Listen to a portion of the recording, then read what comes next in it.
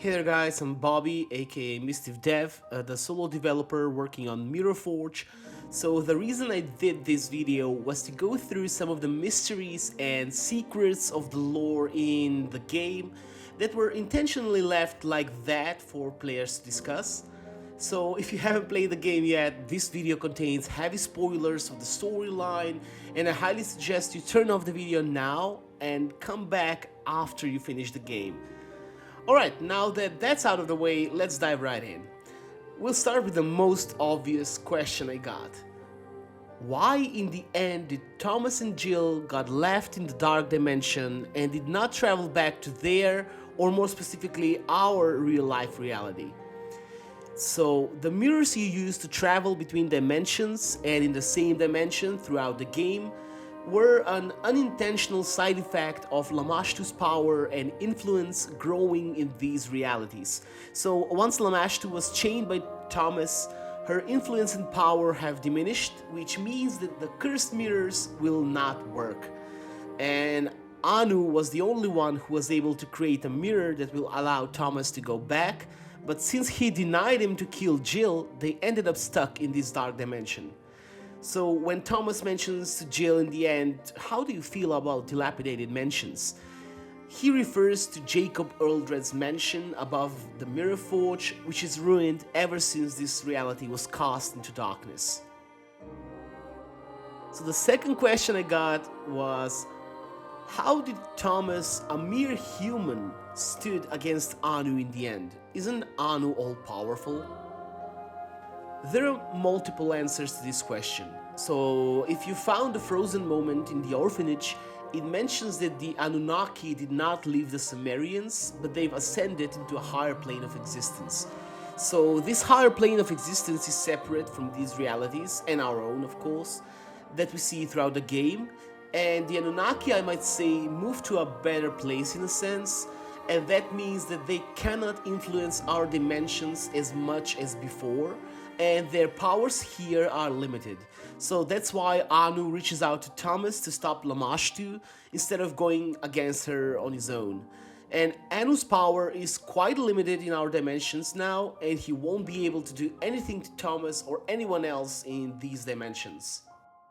Who are the people that attack you in the church in Goldberg's countryside?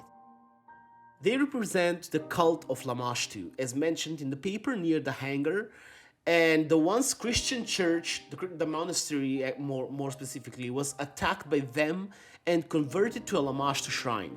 So these are the blind followers of Lamashtu who believe that by devoting their entire life to Lamashtu, will gain immortality in the end of days, and once Lamashtu devours everything. Of course, Lamashtu doesn't even care about mere mortals, and that is only their own delusion.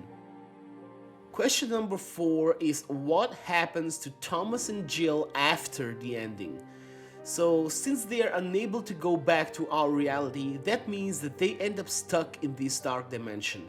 And if you found the paper in the dark dimension, it mentions that 80% of population vanished on Earth in this reality, and the world was cast into eternal twilight and monsters roam everywhere. So Lamashtu has been chained for now, but that did not affect any of the monsters in the world. So who knows, maybe Thomas and Jill will end up looking for the remaining 20% of the population, the survivors, and set up a military base of operations, for one more chance at survival for humanity. Question number 5 is, the monsters represent people's deepest fears? Think of Lamashtu like a mind reader and a monster generator. She has the power to read humans' minds, torturing them with dark visions and twisted illusions, and then generate monsters in the world based on people's deepest fears. What was the original goal of starting the Mirrorforge? The primary purpose of the Mirrorforge machine was to find infinite sources of renewable energy to save the world and save the environment, but ever since the first fail to start the Mirrorforge, they caused a crack in Lamashtu's prison dimension. And Lamashtu saw this opportunity and started poisoning Earldred's mind, and what started like a device for good ended up into a doomsday machine. What's going on with Thomas and Jill, the Mark of Anu and the Sigil of Lamashtu? Well, Thomas and Jill are anomalies as mentioned in the papers. If you've read some of the parallel universes theories, you know that in these infinite universes there are infinite number of copies of ourselves. For example, you exist in this reality, there could be another you in the other dimension, and another you, and so on. But Thomas and Jill are anomalies. There is only one Jill and only one Thomas in the multiverse.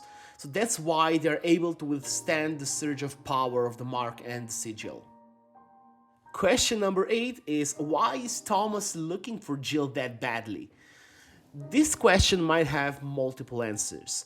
One of them is because Thomas loved her, he wanted to marry her and spend his life with her, but then he messed up everything and this unimaginable guilt for hurting the one he loved is devouring him. He still loves her, and that love combined with the guilt of his past push him forward throughout the game. The other answer, which is more vague, is does he really love her? Or does she really love him?